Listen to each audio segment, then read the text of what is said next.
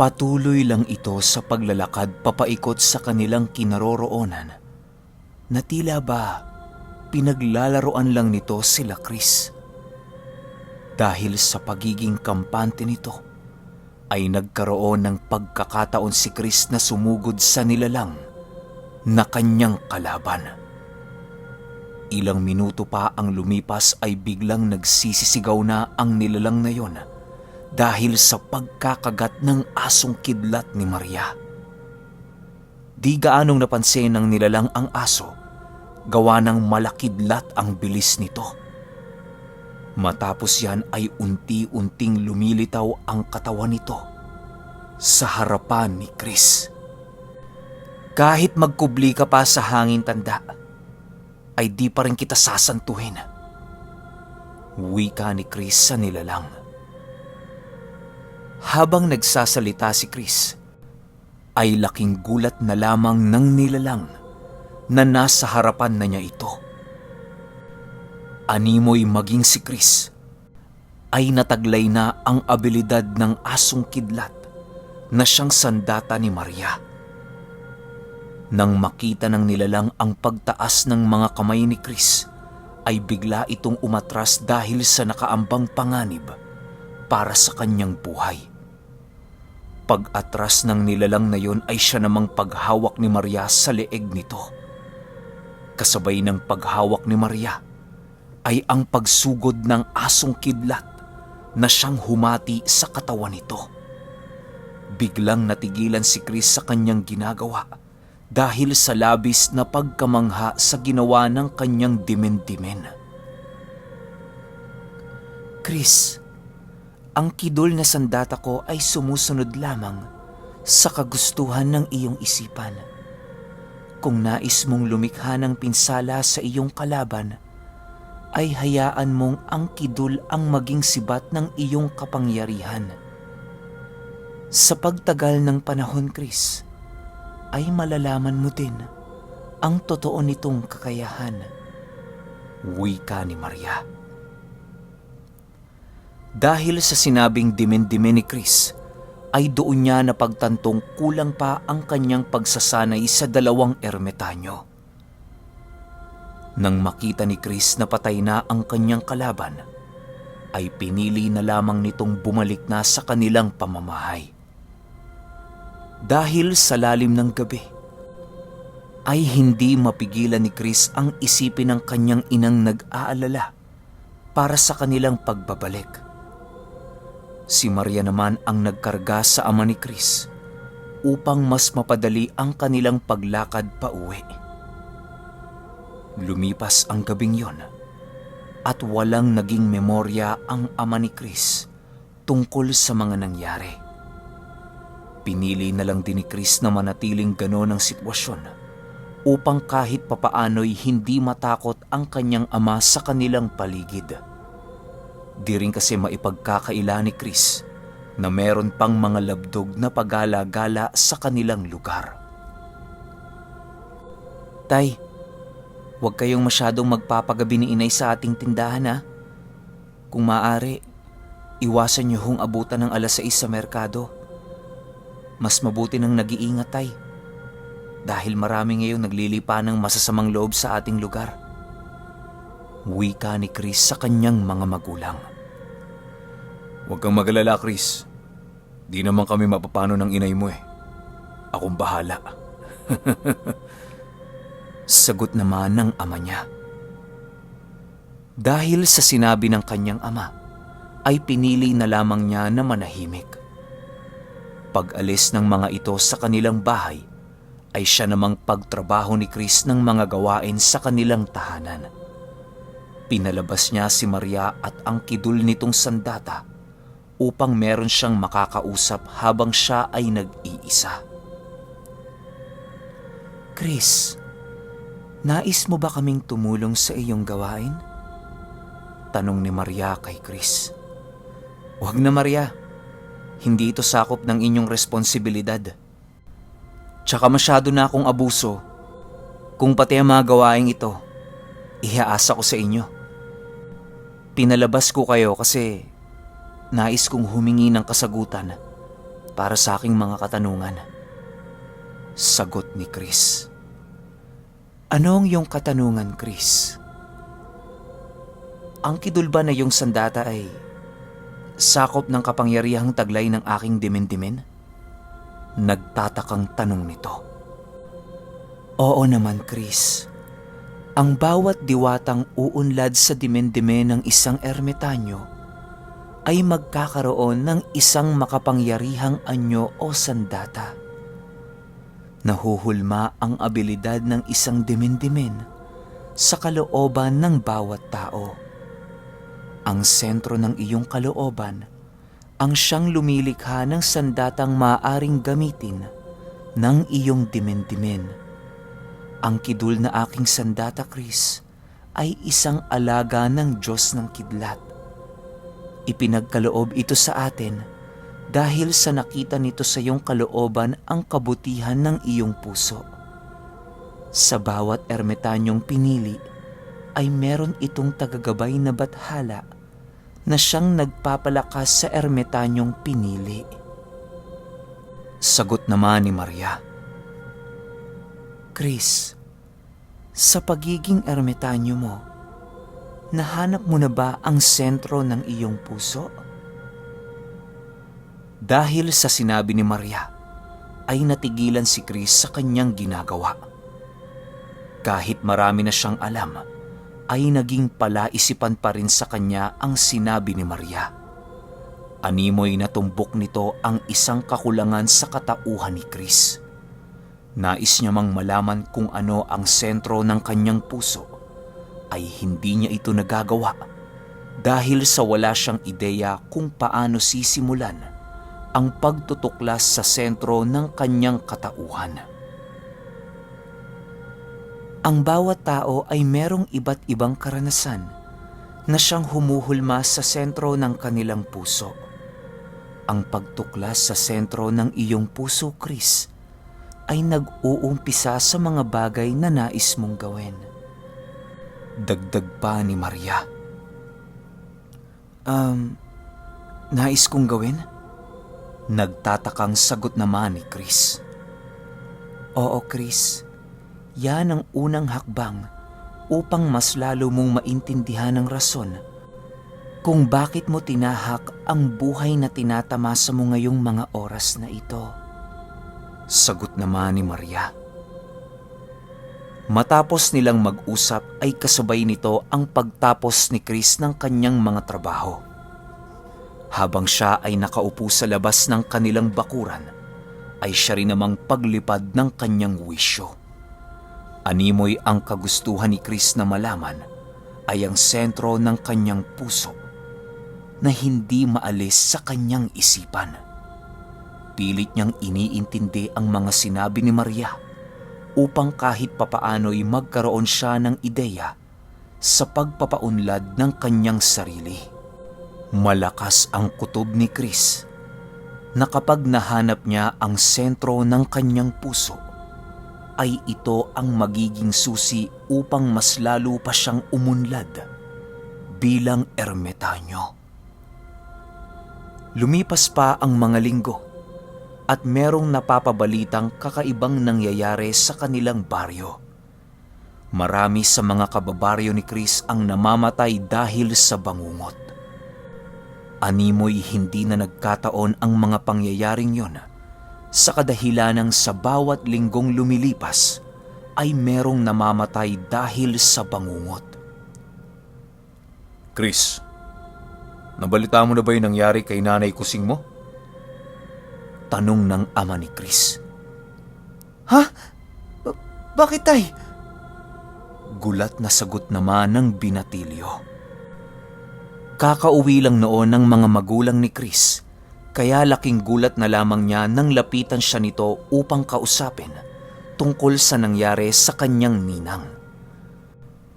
Alam ni Chris na hindi magandang balita ang nais iparating ng ama niya. Patay na si Nanay Kusing mo, Chris. Namatay ito dahil sa bangungot. Nang matagpuan itong wala ng buhay, nakumpirma na pareho ito ng sinapit ng iba pang matandang namatay sa bangungot. Ayon sa anak nito na nakaduwal umano ang dila ng kanyang ina nang matagpuan niya ito sa kanyang higaan. Lubog na din ang mga mata nito na meron ng gumagapang na mga langaw. Unat na din ang paa at kamay nito na para bang meron itong inaalis na nakadagan sa kanyang dibdib bago ito namatay. Pagpapaliwanag ng ama ni Chris. Matapos nilang makapag-usap ay tumungo din naman sila kaagad sa bahay ni Nanay Kusing upang makiramay. Kung hindi ninyo na itatanong, si Nanay Kusing ay isa sa mga nag-alaga kay Chris noong bata pa lamang siya. Isa din ito sa mga naghulma sa pagkatao ni Chris upang maging mabuting tao sa kanilang komunidad. Napakabait ni Nanay Kusing ayon kay Chris. Noong wala pa itong anak, ay ito ang nag-aalaga sa kanya kapag merong trabaho ang kanyang mga magulang. Pagdating nila Chris sa bahay ni Nanay Kusing, ay doon niya nakita ang nakaburol nitong bangkay.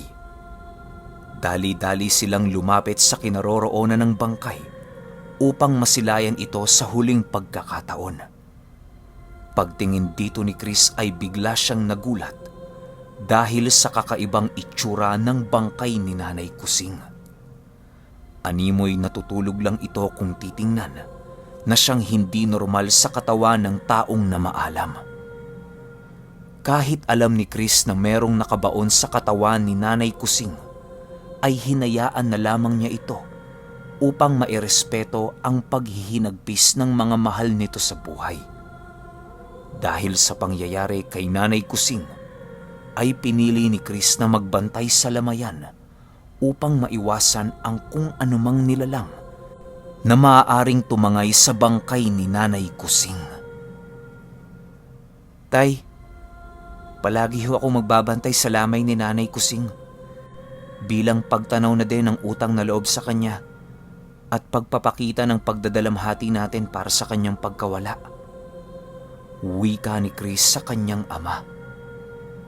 Hindi naman siya sinagot ng kanyang ama, gawa ng nanlulumo din ito sa mga nangyayari. Habang sila ay nakaupo, tanging pagtitig lamang sa kabaong ni Nanay Kusing ang nagagawa ng ama ni Chris. Pagsapit ng lalim ng gabi, ay sinamahan na muna ni Chris ang kanyang ama patungo sa kanilang bahay.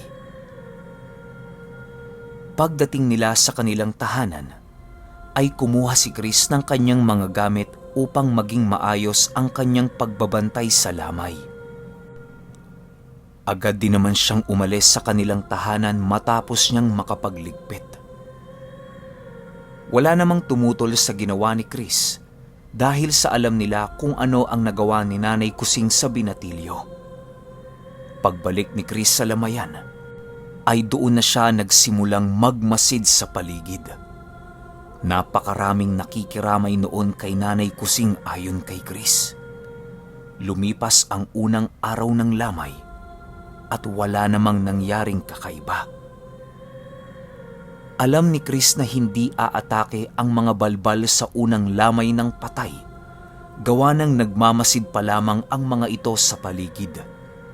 Naghahanap ito ng perpektong pagkakataon para matangay ang bangkay na gagawin nilang pagkain. Habang lumilipas ang gabi sa lamayan, ay siya namang pagtanim ni Chris ng mga pangunahing pangontra laban sa mga nilalang na kumukuha ng bangkay. Pagsapit ng panglimang araw, ay doon na nga nakaramdam si Chris ng kakaiba sa paligid. Habang paunti-unting natutulog ang mga nagbabantay sa lamayan, ay siya namang pag-amoy ni Chris ng nabubulok na karne. Dahil sa amoy na yon, ay doon na naalerto ang binatilyo dahil alam niya sa kanyang sariling naroon na ang kanyang hinihintay na mga panauhin. Nang marinig ni Chris ang mga mahinang pagyapak sa likod ng bahay nila Nanay Kusing, ay doon na siya gumawa ng hakbang upang salubungin ang mga panauhing kanyang hinihintay. Dali-dali siyang tumungo sa likod ng bahay na yon at doon niya nakita ang mga saging na nakatayo. "Huwag na kayong magtago sa mga saging na yan!" sigaw ni Chris. Kasabay ng pagsigaw nito ay ang pagbago ng kaanyuan ng mga puno ng saging na nasa kanyang harapan. Bigla itong naging isang nilalang na merong mga kaliskis at merong mahahabang dila. Nakausli din ang pangil ng mga balbal at kumikintab din ang mga balat nitong kulay abo sa tuwing natatamaan ng sinag ng araw. Nang makita ito ni Chris, ay siya namang pagtawag niya kay Maria upang tulungan siya sa labang kanyang kahaharapin. Paglabas ng kidul sa harapan ni Maria, ay biglang napaatras ang mga balbal dahil sa pagkagulat. Kumikidlat-kidlat pa ang katawan ng kidul habang naglalakad ito. Nag-aangil na din ang kidul noong mga oras na yon na siyang naging sanhi upang makita ng mga balbal ang hindi mabilang na pangil nito. Nagsisitayuan na din ang balahibo ng kidul habang patuloy ito sa pag-aangil. Isa kang ermitanyong kasama nila, Uben. Makmak, hindi ba? Gulat na tanong ng isang balbal. Habang ito ay nagsasalita, hindi nito kayang itago ang panginginig ng kanyang katawan. Maaaring alam ng balbal na yon ang kakayahan ng mga piniling ermitanyong nakikipaglaban sa labdog. "Kung ako si Lolo Mac, siguradong manginginig kayo sa takot," sagot naman dito ni Chris. Matapos nilang magkausap ay dahan-dahang umatras ang mga balbal sa kanilang kinatatayuan. Ang kidul naman ay patuloy sa paglapit sa mga ito na para bang gutom na gutom. Makalipas ang ilang minuto ay biglang nagsipulasan ang mga balbal papalayo sa kinaroroonan ni Chris. Dahil sa bilis ng kidul ay agad nitong nahabol ang isang balbal na tumatakbo. Pagkagat ng kidul sa balikat ng isang balbal, ay siya namang pagkatanggal ng balikat nito sa kanyang mismong katawan. Pagbagsak ng balbal sa lupa, ay nagsisisigaw ito dahil sa humihiwalay ang buong balikat nito sa kanyang mismong katawan. Agad naman itong iniluwa ng kidul at dahan-dahang lumapit sa kinaroroonan ng balbal.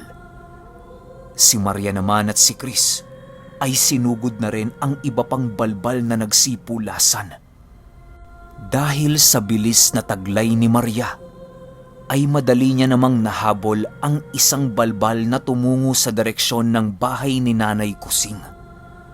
Si Chris naman ay nagpakawala ng tigalpo sa paligid upang mapahinto ang mga nagsisitakbuhang balbal. Pagpakawala ni Chris ng tigalpo ay siya namang pagtigil ng mga balbal sa kanilang ginagawang pagtakbo. Kahit pinipilit ng mga ito na igalaw ang kanilang katawan upang makatakas, ay tila ba hindi nila ito nagagawa. Paglapit dito ni Chris ay siya namang pag-utos nito kay Maria upang ipapatay ang mga balbal na yon sa kidul. Pagtungo ng kidul sa kinaroroonan ni Chris, ay agad din naman itong sinugod ang mga balbal. Pinaghihiwalay ng kidul ang lahat ng parte ng mga katawan nito hanggang sa tuluyan na itong mamatay. Nang makabalik si Maria sa kinaroroonan nila Chris, ay meron pa itong tangan-tangang bangkay ng balbal. Dali-dali namang naghukay ang kidul ng isang libingan upang doon na ilibing ang lahat ng bangkay ng mga balbal. "Chris, may mga posibilidad na maibalik ng mga balbal na ito ang kanilang katawan pagsapit ng dugo ang buwan. Sigurado ka bang pag-iisahin na lang natin ang kanilang libingan?" tanong ni Maria. "Sa ngayon, Maria, oo. Wala tayong magagawa kung hindi ang gawin ng mga bagay na to. Pansamantala lang naman ito, Maria. Marami na tayong nastorbong natutulog kaya ito na lamang ang natitira nating pagpipilian upang walang makaalam sa naganap na labanan dito. Sagot naman ni Chris. Matapos makapaghukay ng kidul, ay agad din naman itong inilagay sa butas ang lahat ng bangkay ng balbal na kanilang napaslang. Matapos yan ay bumalik na si Chris sa lamayan. Habang siya ay naglalakad pabalik, ay bigla siyang sinalubong ng mga kakilala niyang nagbabantay. Chris, anong nangyari? Meron kasi kaming narinig ng mga sigawan eh. Wika ng anak ni Nanay Kusing.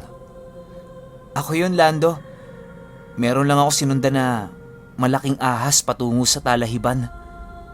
Palusot naman ni Chris. Nang marinig ito ng mga nagbabantay, agad naman silang naglibot sa paligid upang hanapin ang ahas. Si Chris naman at ang anak ni Nanay Kusing ay bumalik na sa lamayan upang magbantay. Paglapit ni Chris sa bangkay ni Nanay Kusing, ay laking gulat na lamang niya nang makita niya na ang bangkay ay isa ng puno ng saging.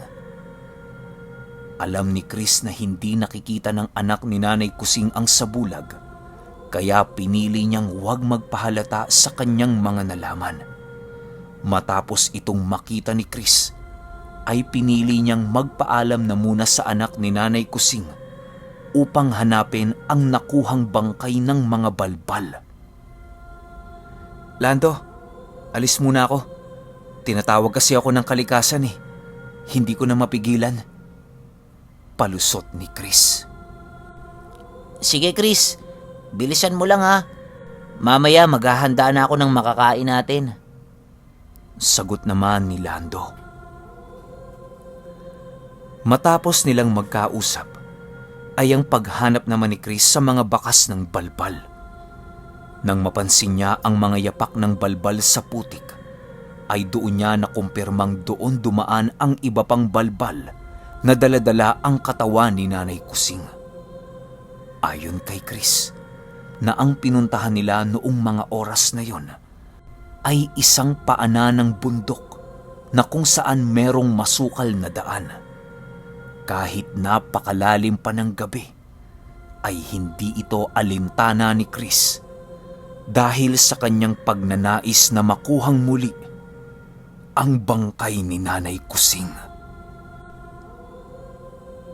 Okay, hanggang dito pa lang yung Lolo Mac natin, so wala pa tayong 15. Kung trip nyo na shoutout, comment kayo sa baba ng pinuno lang malakas. Pipili ako ng 2. Yun lang. Salamat.